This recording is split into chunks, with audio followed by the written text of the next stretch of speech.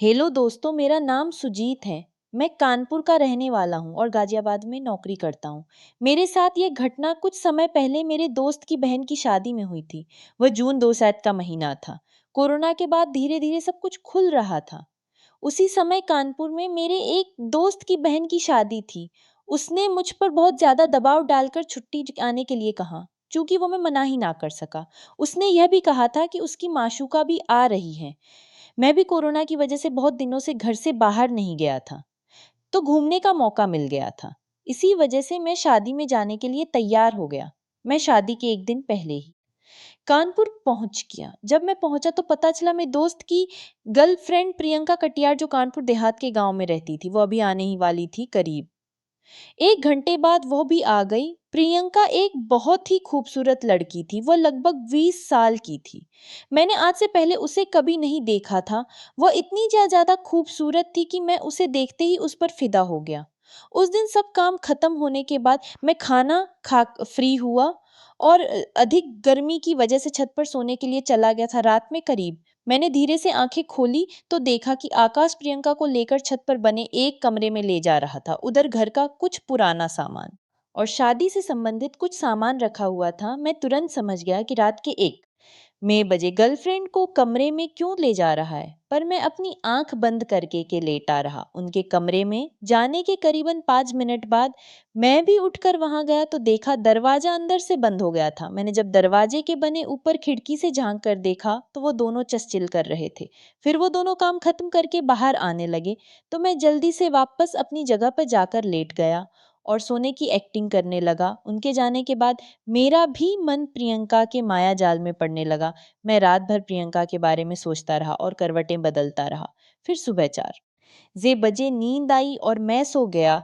अब मैं मौके की तलाश में लग गया। उसी दिन रात में शादी थी। शादी का पंडाल घर से थोड़ा दूर था। शादी में प्रियंका ने लहंगा पहना हुआ था और वो बहुत खूबसूरत लग रही थी। वरमाला होने के बाद मैंने भी खाना खाया और कपड़े बदलने के लिए जाने लगा, क्योंकि रात को बाकी की रस्म भी होनी थी जिसमें मुझे उपस्थित रहना था। प्रियंका को भी कपड़े बदलने थे, इसलिए उसने आकाश से कहा तुम भी साथ में चलो, बीच रास्ते में अंधेरा है, मुझे डर लगता है। आकाश ने कहा तुम सुजीत को साथ में लेती जाओ। मुझे कहा कि तुरंत तैयार हो गया। रास्ते में काफी अंधेरा था और कुछ कुत्ते भी भौंक रहे थे। कुत्तों के डर से प्रियंका अचानक से मेरे पास आकर चिपक गई।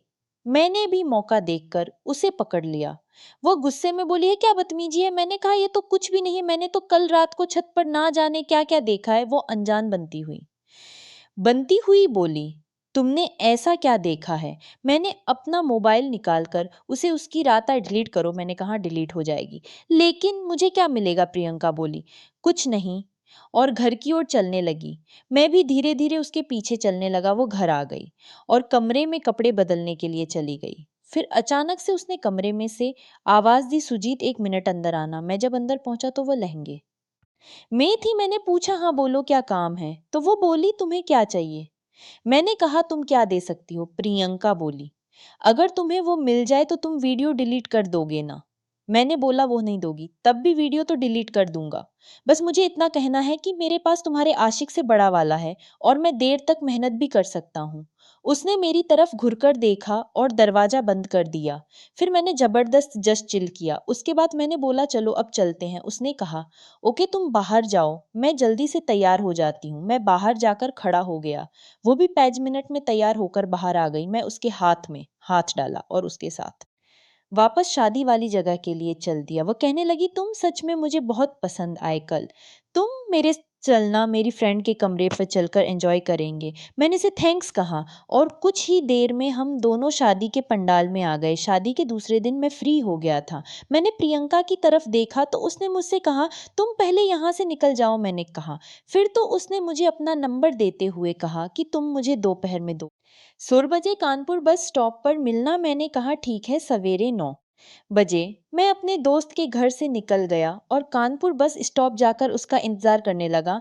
मैं यह भी सोच रहा था कि पता नहीं वो आएगी भी या नहीं, ऐसा ना हो कि उसने मुझे उल्लू बना दिया हो। मैं यही सब सोचता रहा और बस स्टॉप के पास एक होटल में जाकर सो गया। रात की नींद पूरी कर लेने के बाद मैं करीब बजे उठा और प्रियंका के आने का इंतजार करने लगा। करीब 30 बजे प्रियंका का फोन आया। उसने मुझसे कहा, कुछ पैसे निकाल कर रखे रहो, मैं आ रही हूँ।